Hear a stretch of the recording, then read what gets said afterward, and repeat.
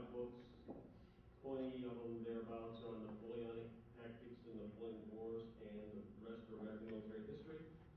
He has done such a good job on some of these books that they're on the curriculum at French and American military schools. So he knows what he's talking about. And based on his study of Napoleonic tactics and Napoleonic War, and then how Robert E. Lee tried to use some of those things, quite often successful, quite often not so much, depending on who's doing the work for him. He's uniquely qualified to give this talk, I believe. It's Last Chance for Victory, Robert E. Lee and the Gettysburg Campaign. Let's welcome Scott Bowden.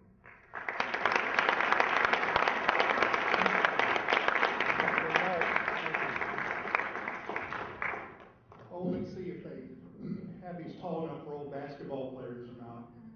I was telling them about, somebody approached me and said, are you a Cowboys fan? And I said, no, I never was. My parents got season tickets in 1960 when the Cowboys started. And as a little kid, you say, these guys are really boring, you know? But so I started really appreciating the teams that came to town, and I would always want to go see the visiting team.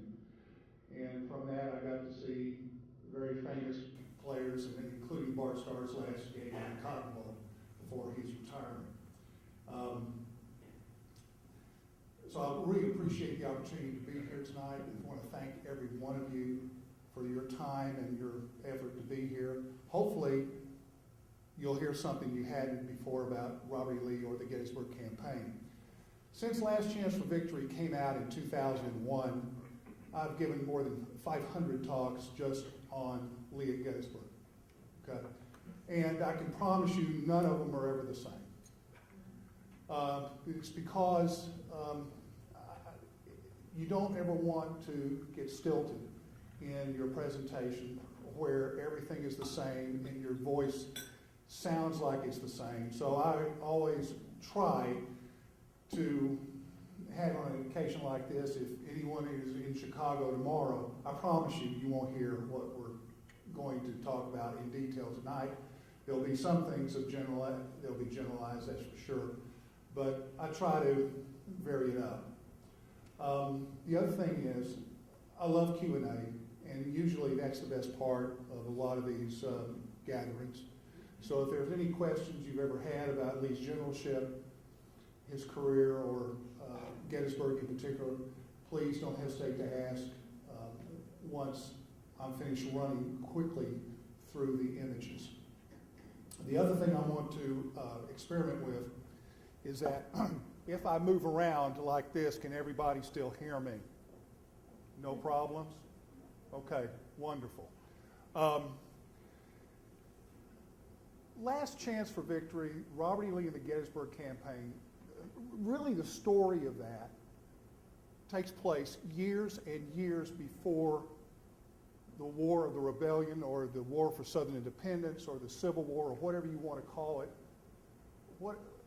It happens long before then. The stage is set, ironically, 15 years before the war even begins.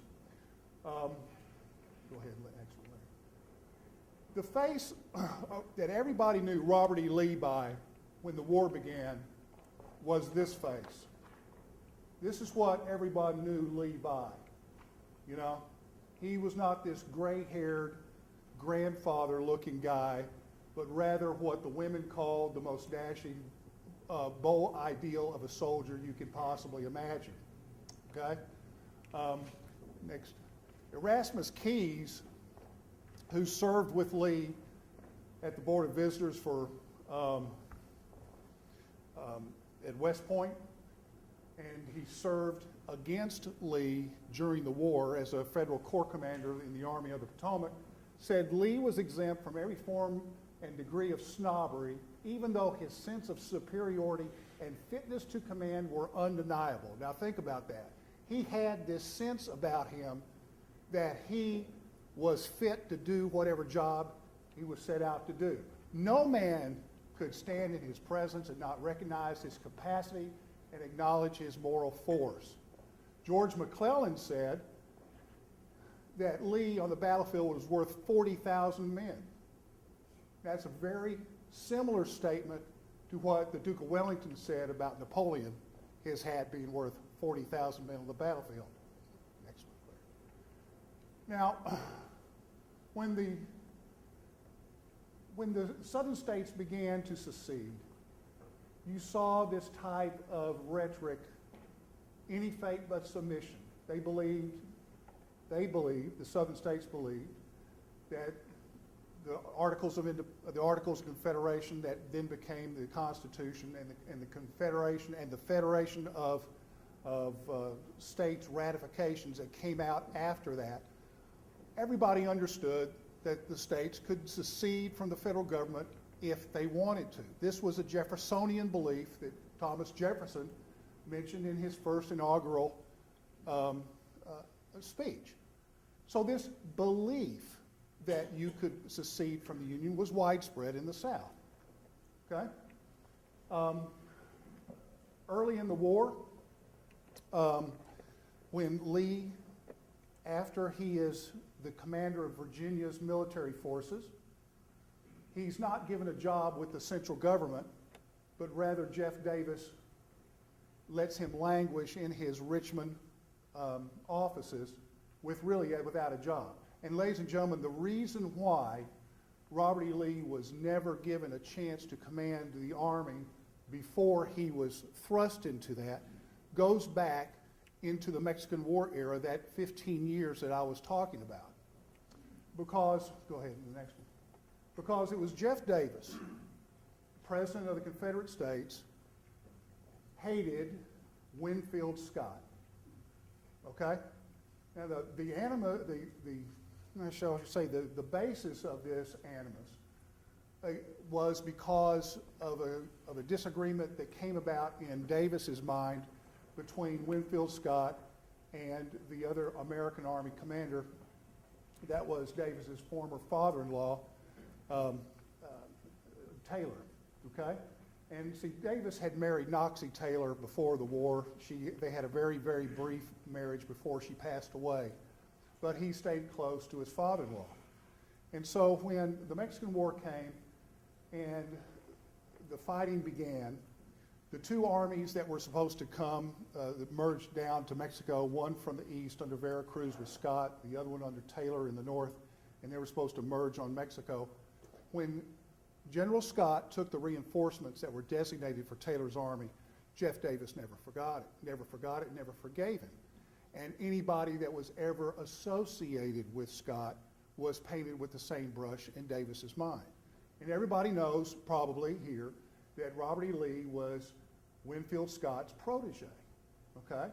So the very man that Abraham Lincoln wanted to command the principal army of the federal government at the outbreak of the hostilities, that very man is denied the chance to command south of the Mason-Dixon line until he was forced to let him command.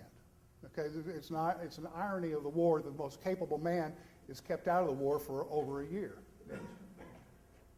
So when Joe Johnston, the Army commander, it gets wounded at Seven Pines, May 31st, 62, it's Jeff Davis that is forced now to put Robert E. Lee in command.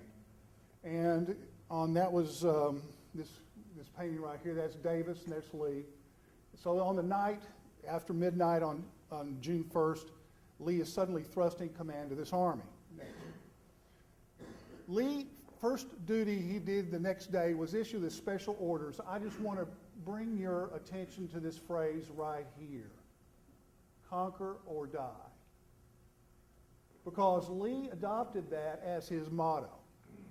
It's generally not known just how intense Robert E. Lee was at his core. You know, most of the characterizations of Lee are almost fatalistic, very laid back kind of a guy. He was very intense, and this was his motto. We see this time and again in his letters, in his orders to the troops, and in his general orders, okay? And we see it later in the reorganization of the Army. Next. of course, when Lee takes command, the Army's really not an army. It was a collection of units that didn't even have discipline. Because in Joe Johnston's army, anybody could absent themselves anytime they wanted to go into Richmond and party with the girls. Okay?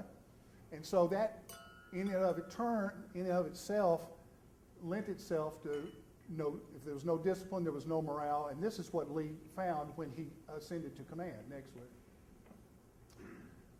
Oh, sure, there were companies of men that had enlisted together. There were regiments from these states that knew each other from town to town. But there was no functional units really at the brigade level or higher, something that should have happened over the preceding fall. Next. So in the 7 days, when Lee takes command, he starts implementing a series of maneuvers that he repeats over and over and over and over and over and over again over the next 100 days. He was taking it directly from Napoleon's operational plan called Maneuver sur la derrière, the maneuver on the rear, where you would take one detached wing of the Army, this one under Jackson, you would try to move it down into the rear of the opposing army, thereby creating conditions that were favorable to the attacking forces. Lee's first victory at Gaines Mill, where we see John Bell Hood leading the Texas Brigade that broke the federal lines. Next. And later in the campaign at Glendale, or known as Frazier's Farm, where Lee plans his battle exactly on a model from Hannibal Barca's battle at Cannae. If everybody knows the story of Hannibal in the Second Punic War, he had this plan of battle where he would have these two jaws that merged and folded up the flanks of the Roman consular armies. Lee planned his battle at Frazier's Farm and White Oak Swamp exactly on Hannibal's model. Next. But he was successful eventually in driving the Federals away from Richmond. And the next thing to do was expose and expel the federal forces from Virginia. After meeting with Davis and getting his permission, he decided that he would take the Army into what was called Northern Virginia, where Lee had believed the Army should be operating always. In other words, Lee had a motto. It said the Army, the capital, meaning Richmond, was never safer once the Army was away from it. Okay? In other words, if the way you defend a mobile place is you keep the Army away from it, you don't let the adversary come to it. It's the mode of defense that was based on Hannibal's defense of Carthage during the Second Punic War. In the Second Manassas campaign, Lee again authors this broad turning maneuver, this time using Jackson, then followed by Longstreet, where the Federals in front of him would be bypassed by maneuvering on their rear and landing in the Manassas-Centerville area. Okay? Next. Series of forced marches kind of epitomized Lee's modeling on Napoleonic ideas of soldiers winning battles with their feet. Next. The Battle of Second Manassas was desperate. The Confederates beat off Federal attacks for 2 days until all the Confederates were concentrated there.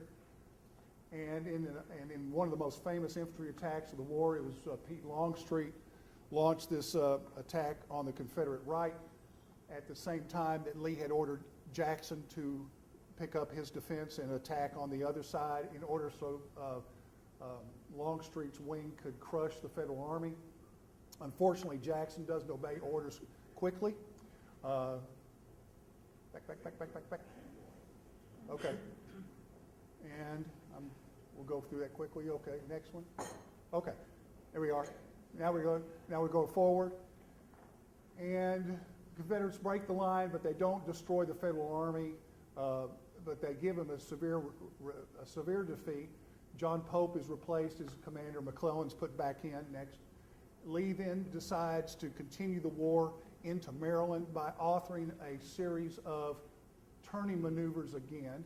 that eventually resulted in the capture of Harper's Ferry that was here, and eventually the concentration at Sharpsburg, which is just over the river right there. Now, the reason that happened is because of the loss of Special Orders 191, which is a whole talk in and of itself. Next. Lee at Sharpsburg decides to stand. What's really amazing, and to give you an idea of how audacious he was, that his decision to stand was made when he had 17,000 infantry on the ground. The others were marching up from Harper's Ferry, and he knew in his face George McClellan had at that time, had over 60,000 on the other side of the Antietam Creek. 17,000 guys on the ground, and Lee's decided to stay and fight. Go ahead, next. This very bloody day on September the 17th, 62, ends in a tactical draw. The next day, Lee stays. He witnesses firsthand the tenacious defensive power of the Army of Northern Virginia. This is Hood's Texas Brigade getting destroyed in the wheat field with Jackson's botched counterattack that morning. Go ahead. But in the end, they held the line, and then overnight, next, that's Longstreet and his staff manning the guns of the Washington Artillery. It's a famous story. That night, Lee decides that they were going to gather up all the stragglers and the walking wounded and present a front for the next day rather than retreat. McClellan does not attack because all of his heavy ordnance had expended their artillery for the day. Next. So in the October reorganization, after that, the Lee's army makes it back to Virginia. They then reorganize, and he then he has the time to make his imprint on the army. Next. He designs this pincushion, we'll talk about it later if you wish, that he comes up with the idea that Confederate law does not allow him to elevate a private to a corporal. He has no power of giving authority to rank to anybody. All he can do is, under Confederate authority, under Confederate law, is to suggest or make it to where it's got to happen. So Lee decides, it's an interesting story. I'm going to take a minute just to give you an idea how he tied the men to him and why they were so fanatically devoted to it. Okay? He comes up with this idea of this pincushion presentation. Now, when Lee took command of the army, he had already been thinking about this. He had some Confederate gold. He sent it across lines into the Cincinnati area where there were lots of copperheads. And he had these pincushions. They're about this size, double-faced. He had these pincushions made, okay? And on the one side, it's the first national flag, and it says, what? Lee's motto, conquer or die. And on the other side, there's a scroll that says love, that's framed by roses from Mary's Rose Garden at Arlington House. Okay? Now, when he gets these, after the Maryland campaign, he starts going through the camps again, as was his routine. And his staff had already done the work. They would call the deserving soldiers out, and he would present them with this pincushion, thanking them for the service to the cause, and reminding everybody that there was a lot more work to be done. Now you can ask yourself, what is a soldier in the Army of Northern Virginia going to do with a pincushion that on the one side says love? What do you think you're going to do with it? Send it to your loved ones. That's right. And so typically what happened is the soldiers that had loved ones, mama, sisters, cousins, they typically sent these back home and typically with these letters that look what General Lee gave me. So in one swoop, Lee does many things. He gives hope and support to the opponents of the Lincoln administration. He calls out the deserving soldiers of the Army that are deserving of promotion, okay? And he also, and by that, he ties the men closer to himself because now they have a lot of personal interaction, as he always has had with them. And the last thing he does, he gets the women to have their back at the home front by sending this back home. It was utterly ingenious, and it's one of the most amazing things that he did while he was Army commander. Good next. The next campaign was Fredericksburg, fought in the snow, in which there's another federal general involved. Lee is shown here on the front lines scouting the Federals. He wasn't like most Army commanders. He was usually very active along the front lines when the front lines were determined where they were. In fact, a lot of people don't know that he was under fire in many battles. And as soon as he arrived at the battlefield of 2nd Manassas, without a staff officer while they're arranging for the troops to get deployed, he says, I'm going out to recon the Federal positions. He comes back in a little while, and it looks like somebody had taken a lipstick marker and marked it across his cheek. And as he turned to his staff, he says, look, a Yankee almost killed me just now.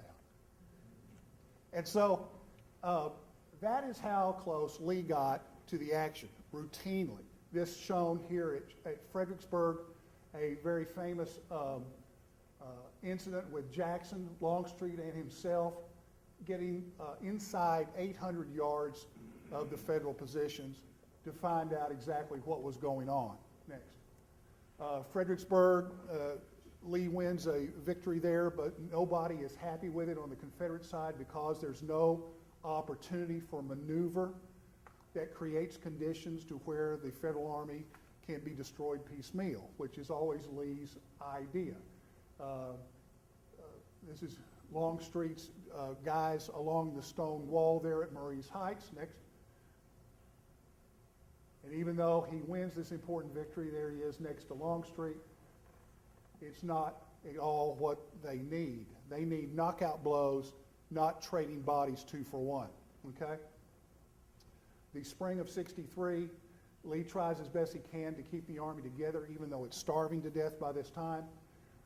When the spring campaign launches, the Battle of Chancellorsville comes. This is a famous picture of that was done by Triani that shows Jackson and Lee at the camp deciding to make that flank attack against the Federals. Lee splits his army in the face of a numerically superior one, really an audacious move that is studied in every military academy on the planet today. And go ahead. And Jackson launches this famous flank attack that crushes part of the Federal Army. Next. Hooker winds up with his back up against the ford here, another part of the Federal Army over here at Salem Church. Next. By the end of the battle, Lee has emerged as, in the minds of almost everybody in the South, as a great captain. This famous painting by Guillemot. Yes. In fact, Lee knows that with the demise of Jackson at Chancellorsville, he's got to reorganize the Army. He then reshapes it, back one. He reshapes it by keeping Pete Longstreet as senior corps commander as the 1st Corps. Next. Dick Ewell is handpicked by Jackson while Jackson's on his deathbed to be the commander of the 2nd Corps. Powell Hill, also known as A.P. Hill, shown here as a division commander, was the most promising of the division COs at that time. He's given command of the newly formed 3rd Corps. Obviously, Jeb Stuart is kept in command of the Confederate cavalry. Here is Lee and Stuart in one of their reviews before the campaign began. Next. Now, Lee's Gettysburg campaign is like his other campaigns. He's going to try to maneuver to create conditions favorable for himself and his army. And he then authors another turning maneuver, this time to swing the forces out into the west and by stealing a march on the Federals, get into Pennsylvania, where assuming they can detect the Federals moving up to pursue them, they can pick and choose how and when to concentrate their army to take out the Federals piecemeal and win a crushing victory that will then have political impact on the Lincoln administration. One of the most interesting stories in the Gettysburg thing, one that you could probably spend an hour or two on in itself, is the detachment of Jeb Stuart's cavalry from the rest of the army. It was this guy right here, John Singleton Mosby, who scouted the route for Stuart and his cavalry to detach from Lee and go pass through the Federals on their way into Pennsylvania. Next. Mosby shown here understood what Stuart's orders were, that once they detached, if they met hindrance along the designated route, that they would both double back and go up on the other side of the mountains. Next. Of course, the guy who wrote the orders for Stuart's detachments right here is Charles Marshall. He is the nephew of the famous John Marshall, Chief Justice of the United States. He was a brilliant legal mind in his own right. Not many people graduate magna cum laude with a master's in English at the age of 18 from the University of Virginia. And some people claim, writing today, that this guy didn't understand the English language. Amazing. I wonder who doesn't understand the English language. Next. So Stuart detaches, and as soon as he gets going, he runs into trouble. He runs into trouble in the form of the entire Federal Corps under Winfield Hancock is on the road that he is to take to the Potomac.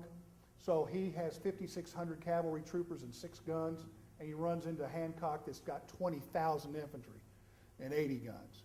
And by definition of his orders, he had run into hindrance of the most serious sort, but rather than obey what he was supposed to do, he even swings wider to the east and separates himself even more from Lee and the rest of the army. Beginning 2 days after Stuart's detachment, Lee, not having heard anything from Stuart, becomes concerned that things have gone awry, and sure enough, Stuart is deep into Pennsylvania, far separated from Lee and the rest of the army when Lee needs him the most. Meanwhile, the rest of the army crosses the Potomac. Next. They temporarily capture Carlisle Barracks in Pennsylvania. Next. When word comes that the Federal Army is in pursuit, Lee then orders Powell Hill right here to coordinate with Dick Ewell, the commander of the 2nd Corps, where the Army of Northern Virginia was to concentrate. He left that decision up to Powell Hill. They could either concentrate at Cashtown, shown here, the Cashtown Inn. For many of you that go to Gettysburg, go that extra 8 miles to see the Cashtown Inn. It's interesting to see, and you can imagine those dirt roads that led up to the mountain pass and the Confederate Army coming down that route. He left it up to Powell Hill where to concentrate, either Cashtown or at Gettysburg. It was Hill who told Ewell that we're going to concentrate in Gettysburg. This image here is Lee hearing the sound of the guns on the 1st of July, visiting with Powell Hill, wanting to know what's in the world's going on, as we got Dick Anderson's division right here passing by. Next. So as Lee finishes the interview, and then he's on his way to the front. And what we have then is this meeting engagement where the Federals are coming from the south and from the east. The Confederates are coming from the west and from the north. Confederates converging on Gettysburg in this manner. Next. The first day, the Confederates, because of the maneuvering that's involved with getting and concentrating these guys, they have a lot of opportunity that comes with that maneuver. They wind up crushing the Federals that are on the west and north side of town in the 1st Corps and in the 11th Corps. Next. And once that route begins, it ends right here at Cemetery Hill. Now, arriving just as the debris of two corps are passing up the hill is Winfield Scott Hancock, who acknowledges in his writing that all the Confederates had to do was continue their pursuit, and the day would have been theirs. They would have captured all the ordnance of 1st Corps, most of the 11th Corps. The artillerist, the chief artillerist of the Federal 1st Corps, said that he was certain that he was getting ready to go to Richmond as a POW. So Lee sees all this confusion. He sees the Federals retreating up the high ground through the town. And so he sends Walter Taylor, one of his ADCs, his longest tenured ADC. He sends him to Dick Ewell with a message. The message is, it is only necessary to press those people in order to secure possession of the hides. You are to take them if practicable. It has become popular in Civil War history circles to concentrate solely on these two words from Lee through Walter Taylor, if practicable. But ladies and gentlemen, what does the message say? It is only necessary for you to do X in order for us to achieve Y. That's basically what it says, okay? This right there was Tidewater type of speak that was practiced by the aristocrats of the period. You would give a man his direction and then say, I want you to do it if practicable. What if practicable meant was that you were to try. Okay? Next. But Ewell doesn't move.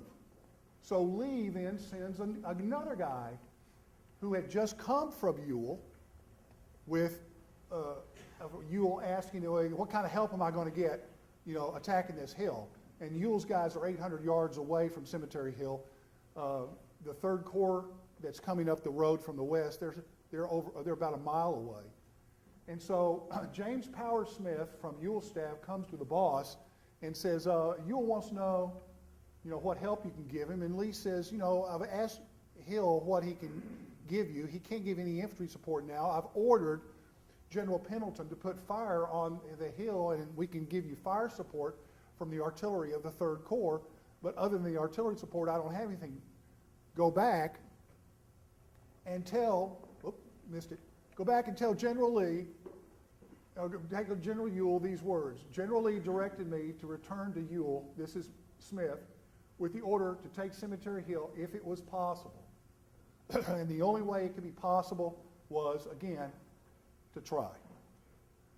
But curiously enough, Ewell does not stir.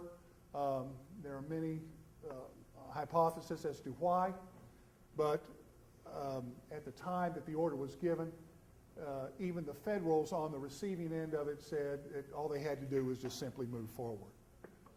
So, not having reached a decisive result at the end of the first day, the Confederates have instead wrecked two of General Meade's 7 corps. So they hadn't destroyed the army, but they have certainly hurt very badly 2 of them. In fact, it was the 1st Corps' last battle was Gettysburg. The 11th Corps was so badly handled that nobody in the East wanted them there, and they were shipped out west and participated in the Missionary Ridge campaign after the campaign was over. But nevertheless, at the beginning of the second day, the Federals are still on the field, and Lee's army, is still concentrating. So Lee comes up with this idea, this battle plan, that pivots the plan at Chancellorsville. Instead of striking the Federals on the Federal right, they'll strike them on the left and come in this way, roll up Cemetery Hill, and the Federals this way by moving in this direction. Next. But in the meantime, Meade is deploying his forces, and unbeknownst to him, Dan Sickles, commander of the 3rd Corps, moves his guys out from the line on Cemetery Ridge out to this salient that's along the peach orchard and the Rose Farm, Stony Hill, and these other places, including Houck's Ridge. And when Meade goes over there to meet him, basically to say, you get ready to catch lots of lead because it's coming your way, because they could see just right across the way in just a matter of a few hundred yards, all the Confederates piling up and the batteries deploying, ready to really put it to 3rd Corps. Next. In the meantime, Lee wants to get this battle underway as soon as Hood gets his division deployed. Hood comes up, deploys his guys, but he has this own idea of taking his division around the big top here. This is Little Round Top. There's a big top. He wants to detach his very fine division and move it hours this way before they move into position, which would take them out of the fight altogether for that day. Longstreet says no. The boss says we're going to attack, and they begin the attack about 4 o'clock in a manner known as en echelon, which was in steps, meaning in French in steps, or in echelon, meaning this, one, then another, then another, then in other words, like a stair step. And the reason that you did that is as old as Alexander the Great. If you have an army that's inferior in numbers, but you're going to attack tactically, the most effective way of doing that is en echelon. We saw Alexander break the line, the Persian line at Gaugamela, using an en echelon attack. It was developed actually by the generation that was before Alexander's father, Philip. But it was something that Lee had studied, and he saw it work very effectively from the ancients to the moderns, and was something that he was familiar with. And it was a method by which the Army of Northern Virginia had tactically executed their attack since the very first day that Lee initiated his 7 days offensive. His first counterattack, or his first attack in his career, was done tactically on the en echelon mode. So it was a method by which the Army had an institutional memory to do, and officers understood how to do it, okay? Longstreet was very capable of doing that. And next. During the fighting on July the 2, next. Hood steps off the attack on echelon, but because the Federal line had swung so far out this way that by the time the 2 brigades on the end get onto their line, John Bell Hood is severely wounded, and the guiding hand for the division falls completely apart. It's hours before McKeever Law, who is the senior brigade commander down here, is notified of Hood's demise, and by the time he gets to a centralized location, the battle is already out of control insofar as the executing the turning maneuver here. So instead of really rolling them up here and going here, the Federals have already fortified Little Round Top, so that becomes a battle in and of itself. Texas Brigade attacked and rolled up Houck's Ridge. Next. They captured that, looking over to Little Round Top here. This was known as the Valley of Death because of how many guys died down there. You can see right now part of the Texas Brigade wearing out the 40th New York right here. This shows Rock Benning, who had a Georgia Brigade directing his men. Next. But from Little Round Top is a wonderful view of the Federal artillery looking over to that site we just saw. Go back, Larry, once. Go back. Right here is the Confederates on Houck's Ridge. You look across here to this artillery where it's right there. Go next, and that's the view back on the other side. Okay.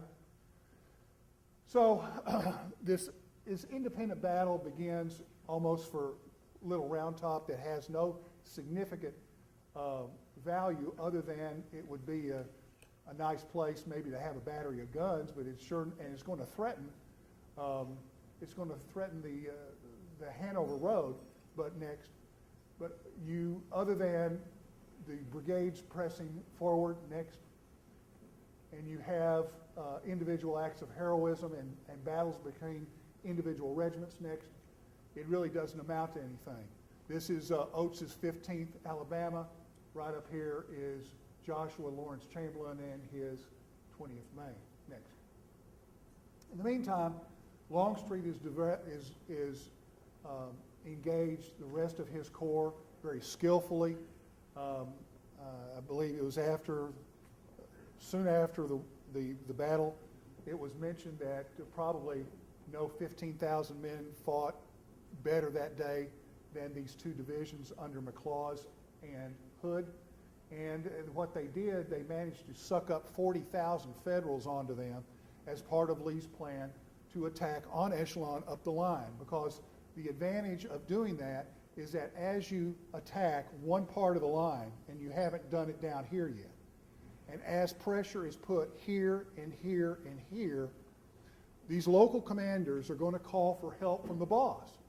And so Meade was sending reinforcements from his center down here to the south to stem Longstreet's tide, denuding his strength more and more and more into the center, where he unwittingly at the time was playing into Lee's hands, because the en echelon attack had not yet reached the center. Next.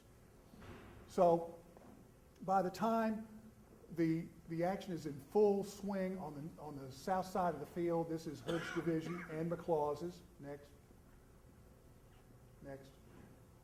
This is a picture of Barksdale and the Mississippi Brigade crushing the Federals at the Peach Orchard and the Sherfy House salient. Next. There are Confederates that reach the center of the battle line on Cemetery Ridge on the 2nd, but they're effectively counterattacked because their own supports under Posey and then General Mahone, which are right here, do not advance as ordered. Posey lost control of his brigade. Billy Mahone back here did not advance at all for God knows whatever reason, because he was a pretty strange guy. Dick Anderson, who was a division commander, had his worst day of the war and didn't properly coordinate these last two brigades. And as a result, the attack does not continue to tie down Federals along Cemetery Ridge, because what was important is that right here was Dorsey Pender's Light Division, which was a very famous division, and opposing them were units of the Federal 11th Corps, which never won a tactical engagement in their entire muster history, nevertheless. Next. The fight for Cemetery Hill takes place late that evening, next, with the Louisiana Brigade under Harry Hayes making a heroic charge up these hills, captures the batteries on the summit, and had they been supported from the other end of the line, that was Pender, that was supposed to attack, we might have seen a whole lot different result from Gettysburg ending on the second day. Next.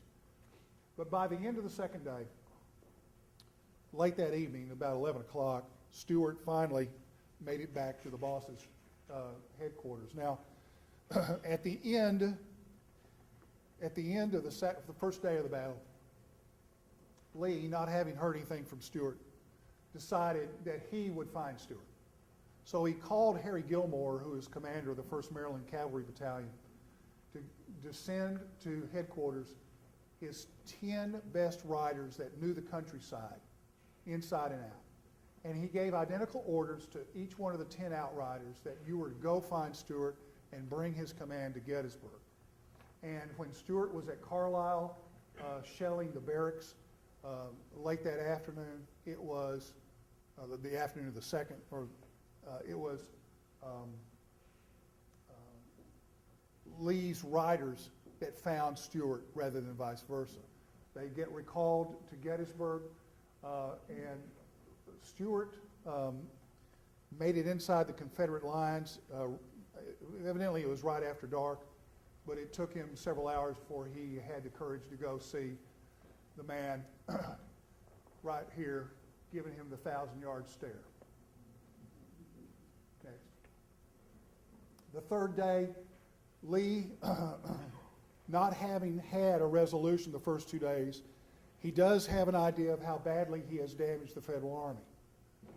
In 2 days, they've inflicted over 20,000 casualties, suffering in the same time approximately 12. And that's why they were on the attack and not being properly coordinated. It was his belief that if everything got coordinated properly, if the commanders did what they were supposed to do, they could break the Federals and have some kind of resolution to the battle. Because you got to remember that by the beginning of the third day, the water supplies were giving out everywhere in Gettysburg. Lee's horses hadn't eaten for 2 days, and it was a big chore to bring in enough water even for them to drink, having trucked it all the way from the positions of Marsh Creek that was behind the Confederate lines. So it was a logistical nightmare that no resolution had been made, but then again, if you leave, you have lost, okay? So Lee made the decision that we're going to stand and we're going to fight again on the third day. He modeled his plan of battle after his reading clearly of Marlborough's battle at Blenheim, and you can see that very clearly in his planning. One of the things I did when I was doing the Robert E. Lee at War series after Last Chance for Victory came out is that I thought that if I was going to do this series, I've got to read everything that is known that Lee checked out of the last West Point Library or had in his personal library. Okay, it took several years to do it, but once you have that frame of reference, once you understand, have knowing what he knew, you can make the connection of how he is putting these pieces together and how he's modeling his decisions based on his knowledge, not only of the history's great captains, but also on his experiences in Mexico with Scott. Okay? And by the time of the third day, he conjures up his initial battle plan where they were going to strike them on the Confederate left as a diversion with Dick Ewell, and they were going to continue the attack in the same place where they did on the second. However, that doesn't happen because Longstreet on the third delays, believing that they needed to maneuver rather than to resume the attack. In the meantime, Dick Ewell's guys are playing with their lives on the Confederate left, and his attack eventually peters out next against the fortified positions of the Federals here on Culp's Hill next. So Lee makes the decision, even with Ewell's flank played out, to reorganize a new attack against the Federal center or to cut bait and leave. But politically, he cannot stomach the idea of having to leave a battlefield if he hadn't been whipped. Okay? So he decides to reorganize what is in front of the Federal center next and strike it in the hopes that he can split it. And if he can just dislodge them, then he can perhaps have a victory that has significant political oomph, having won it north of the Mason-Dixon line. Okay? The largest artillery barrage on the North American continent to that date is assembled. Go ahead. The troops are selected for the attack. Interesting story. Most everybody here has seen the film Gettysburg. Okay? And there's this scene before the attack on the third day where Martin Sheen, as Lee rides into the midst of all these Confederates, and they just go nuts. You know, Lee, you know, they make this demonstration of affection. Well, see that, even though we know that scene was not scripted, it just happened, and the guys with the film cameras were there to capture it. That's really based on fact, because when Lee was re-scouting the line, the Federal line, to see exactly what could be done, he came across Jimmy Kemper's brigade they were laying down on a swale on the other side of the Emmitsburg Road. And as Lee is discussing this with Longstreet, Pickett, Harry Heath about this upcoming attack, there's some reservations from the subordinates about whether we can do this or not. And Lee says, well, ask the men if they can do it. Go ahead, ask them. And the regimental COs in Kemper's brigade overheard this entire thing, and the next thing you know, it spreads like wildfire that they're going to attack the Federal Center, and there's this spontaneous demonstration. General Lee, we can do it. We can do it. Send us in. Many of us will bite the dust today, but we will get this done. And it was on that demonstration of affirmation that Lee decides we're going to go ahead and do it. If the guys believe it, we're going to go ahead and do it. Longstreet's still not on board with it, but he dutifully gets the rest of the attack together. But the attack, as it turned out, was not the attack, as we know, that was ordered. Now, nobody in his right mind would think that you can send 9 brigades of Confederate infantry, and some of it chewed up from a previous day's fight, against ready and waiting infantry, especially this one that's coming over a mile. Some of these guys were a lot closer. But it is clear from the staff officers and their interviews afterwards that a lot more was designed to happen that never happened. One of the most important things is that the Confederate artillery that was on this side of town that was supposed to be coordinated by Pendleton never happened. And all that inflating fire that would have been coming down the line like this, heavily damaging the Federal infantry from their flank, did not materialize. And so when these guys went in, even though battery after battery of Federals were driven off here by Confederate fire, fresh ones were fed in. And when the Confederates finally, they actually reached the angle in the stone wall, but they certainly didn't have enough with them to sustain that. Nevertheless, this is an image of Pickett's guys passing the Kadori house and ready to move up the slope next. Garnett's famous image on his horse right before the stone wall, leading his men forward, right? Next. Other way. Next. Okay, next. All right.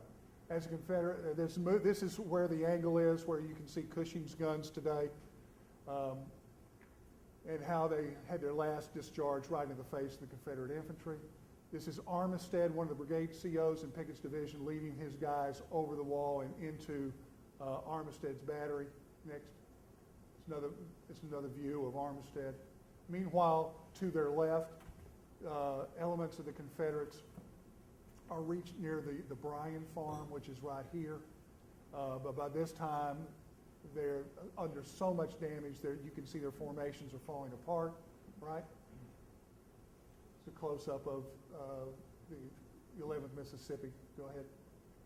And by the evening, after the survivors come back across the field and Lee has told everybody that this was all his fault, he finally makes it back to headquarters.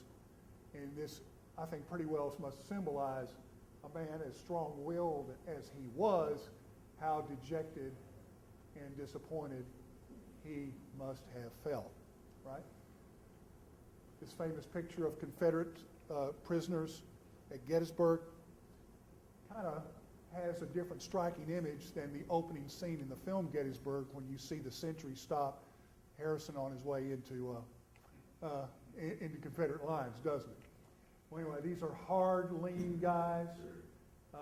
These were two of these were related. They were in the light division, and they kind of symbolized the last thrust of Lee into Pennsylvania and that gambit that was Gettysburg.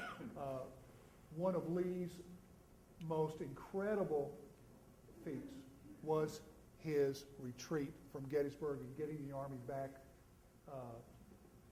into Virginia.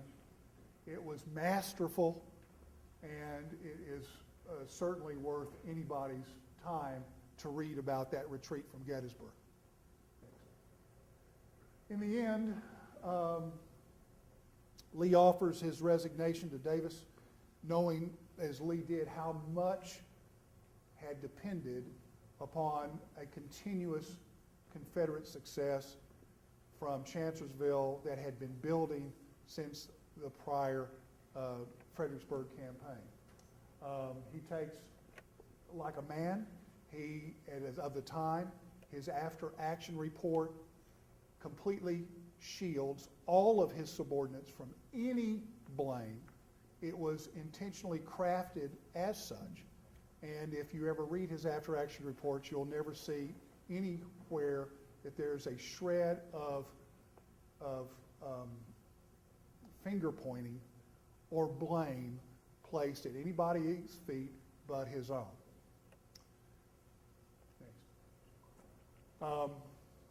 This is just, so when we look at Lee from now on, look at him in a different light. Not as the old gray man with the beard that obviously had the stress of an entire republic on his shoulders, that had been shouldered on the bayonets of his army.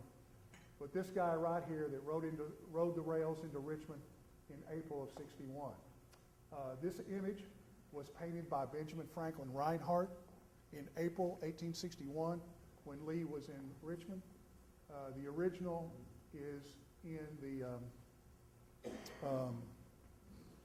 Art Museum. Oh gosh, the Norton Art Museum in Shreveport, Louisiana. Okay, it's a magnificent painting. Now I use it as Lee's the face of the Robert E. Lee at War series. Okay, and next is it.